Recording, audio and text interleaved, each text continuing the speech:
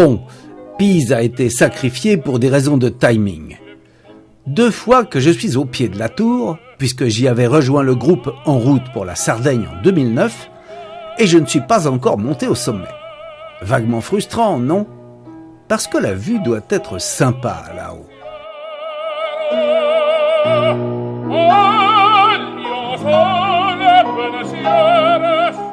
Le gîte de ce soir est superbe. Je me demande si Silvio n'y aurait pas séjourné d'ailleurs. Pour ma part, j'ai trouvé que la viande servie par Giovanni, le maître de maison, avait un goût bizarre. Je lui ai demandé si c'était du Valentino Rossi ou du Marco Melandri.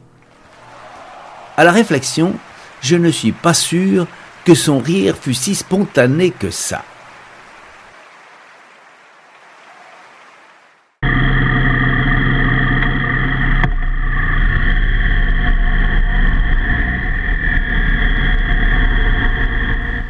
Bon, d'accord. Tout le monde sait qu'à ce moment, le groupe se dirige vers le sud. Donc, comme le soleil se lève à l'est, les ombres sur ces images, qui se prétendent matinales, devraient être dans l'autre sens. Ce sont donc des images d'après-midi. Imposture vénielle car, quelle que soit l'heure, les paysages italiens d'aujourd'hui restent pratiquement ceux du Greco ou de Véronèse.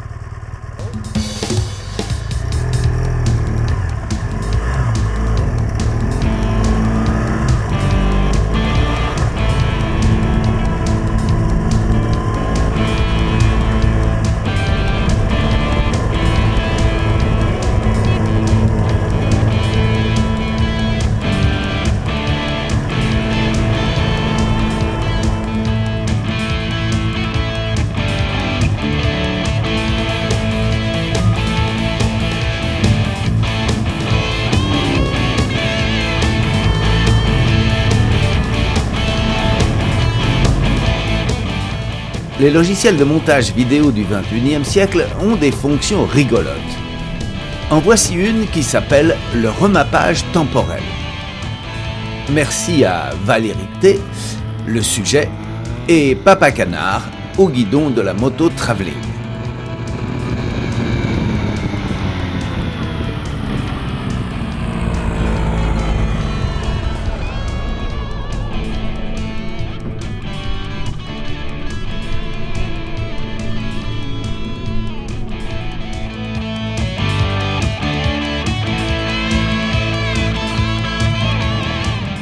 Les mordus de la baignade seront comblés avant l'épisode de la presqu'île d'Ortebello. Le groupe devra se diviser en 2. Les fans de tout-terrain et les plus prudents qui feront demi-tour devant l'adversité. Il faut dire que la 4S100 et la Speed Triple ne sont pas vraiment des armes pour le motocross.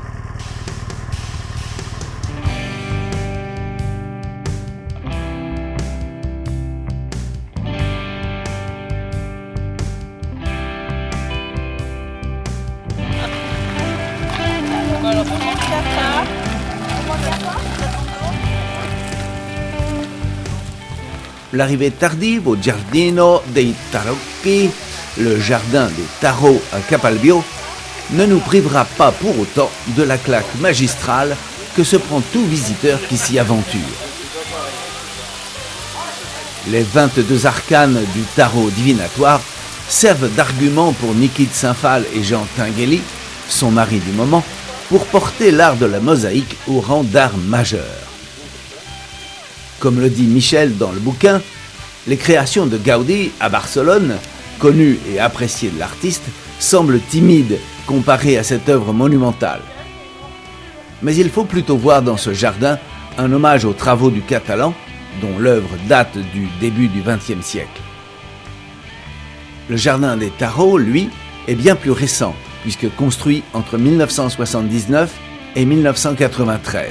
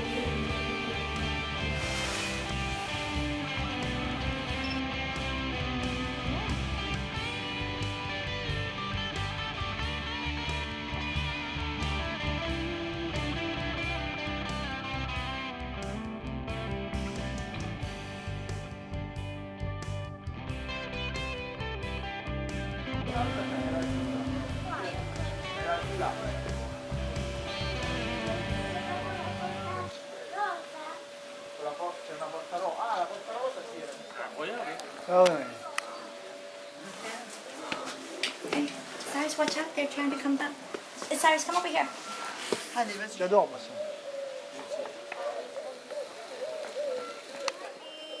Ils se confondent dans le paysage. C'est pas un choc pareil. Mais j'ai Moi non plus. Hein. mon téléphone qui n'arrête pas de sonner.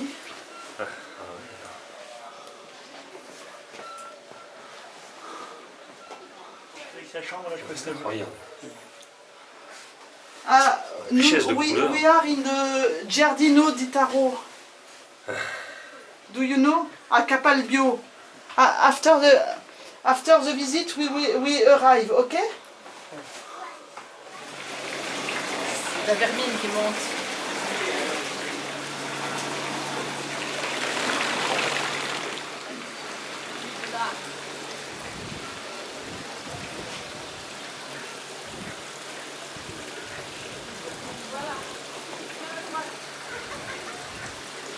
Pourquoi faire des maisons carrées et des balcons carrés? Hein?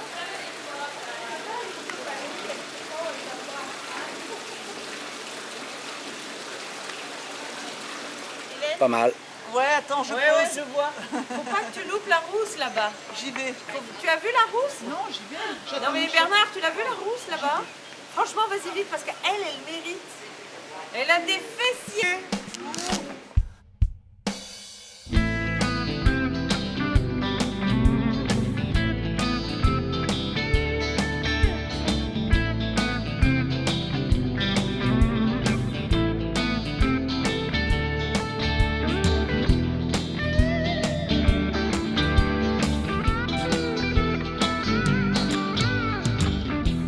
Hélène ayant prévenu le gîte de notre retard, c'est le cœur léger que nous investissons l'agriturismo de ce soir. À l'architecture certes moins imposante que celui de Giovanni, mais typique des antiques latifundia, ces grandes propriétés agricoles qui firent la richesse de la Rome impériale. Nous y apprendrons que le maiale, c'est le cochon, et que le cinghiale, c'est le sanglier. Comme quoi, la gastronomie est aussi source de culture.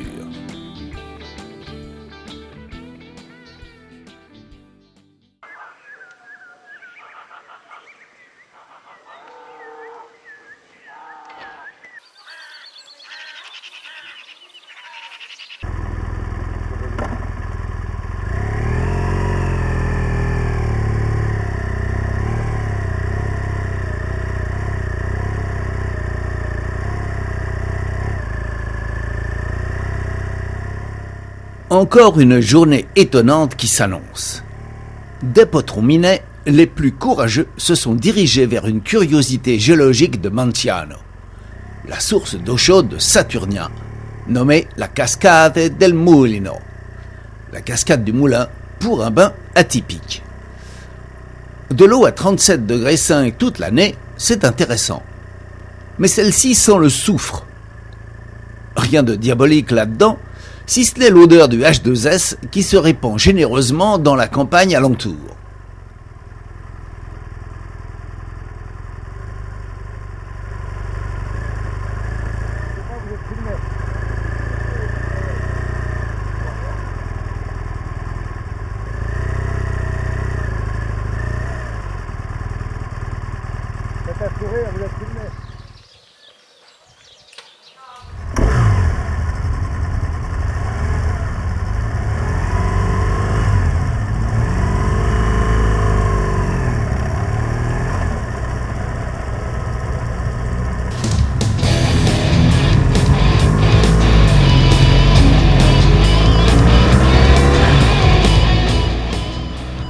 sous-titre possible pour cette balade pourrait être « Si tu freines, t'es un lâche ». Sur ces images, on voit que sur ce tracé, j'ai atteint des sommets dans le domaine de la couardise.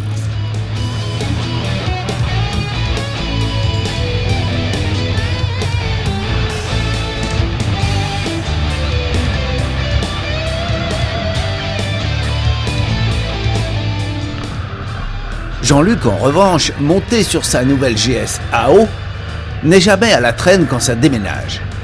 Ah, la GS Liquid Cooled, rien à lui reprocher, tout fonctionne à merveille, c'est soft, c'est efficace, ça tracte méchamment.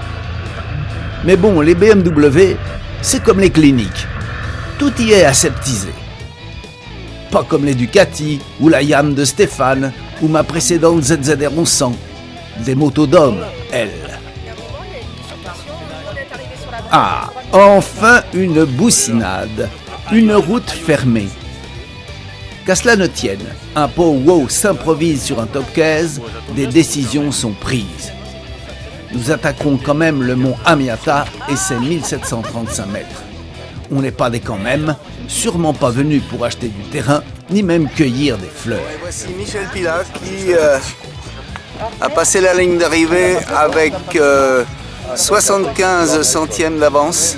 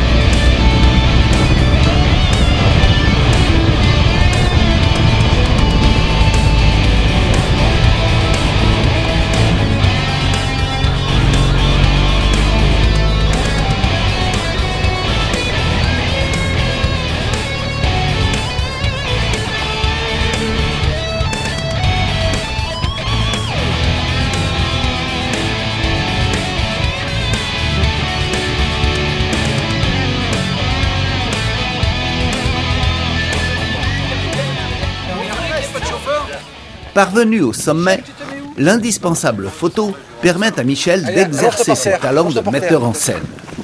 Attention tout le monde, Ouistiti. Voilà. Et lui, Allez, va la voir, parce que ça va rater, celle-là. Bravo! Quelque part déçu. Nous allons maintenant pénétrer. C'est l'entrée. Oui. C'est l'entrée, c'est l'entrée. Buongiorno. Grazie mille.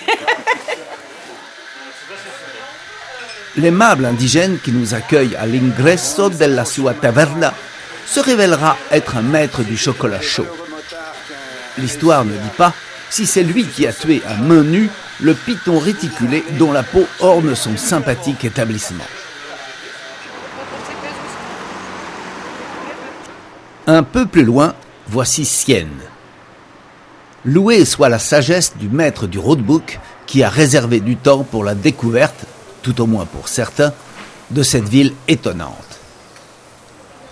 Le haut lieu de Sienne est la mythique Piazza del Campo, célèbre pour sa forme en coquille Saint-Jacques, avec le Palazzo Pubblico et sa tour, la Torre del Mangia, haute de 102 mètres dans sa partie basse.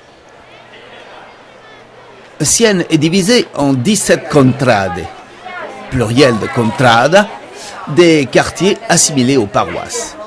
Chacune porte un nom. Il y a l'aigle, la chenille, la girafe, etc. Apothéose du chauvinisme, la compétition latente qui oppose les contrades se cristallise lors des 2 paléos annuels courus sur la place, le 2 juillet et le 16 août. 10 chevaux maximum au départ, 9 sur la ligne de départ et un wildcard en seconde ligne. Les pavés sont recouverts de sueur, comme dans un manège équestre donc, et ça glisse beaucoup.